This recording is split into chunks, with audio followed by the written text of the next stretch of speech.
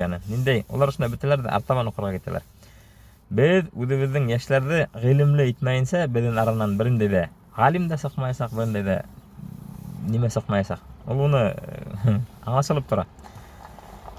Без башкортлар артта калабыз. Шуга әйдәгез,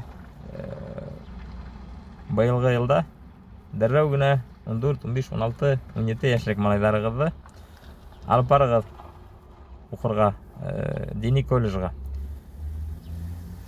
Хәзер менә әзрәк кенә арткарак китеп һөйләйм. Без яшьрәк сакта шулай, яшьрәк дип, менә мин дингә килгәч тә шулай хәлләр күрә торганым инде.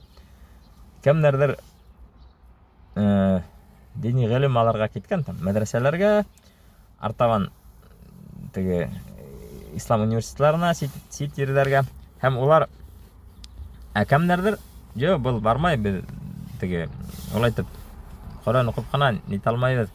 Безгә теге дөньяви нимәләргә алырга кирәк" дип банда калган. Һәм шул кешеләрне карасаң гына 30, 40 яшь нимәләрендә улар барыбер тигезләшкән. Ну, матди яктан. Кемнәр тегендә укып йөреп кайтканнар, теге колледж битеп гыйлем алганнар да шул ук яшәп ата. Кемдер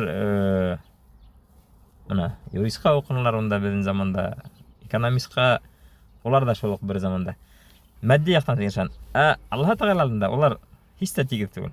Чөнки тегеләр кем дини юлда кабып киткән түгел, дини гыйлем өйрәнә киткән, улар әлхәмдүлилләһ, Коран укырга өйрәнгәннәр, бөтә яктан, дини яктан белем алганнар, улар артабан үсешәләр, уларның гыйлем алырга һөю бар, теләге бар, әлхәмдүлилләһ, улар балларын укыталар.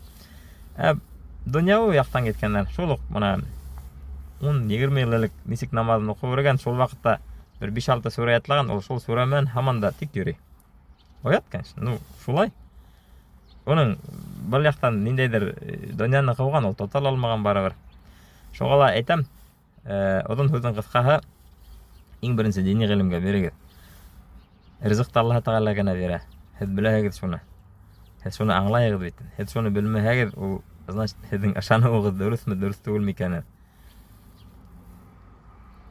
Ассаламу алейкум ва рахматуллаһи ва баракатуһу.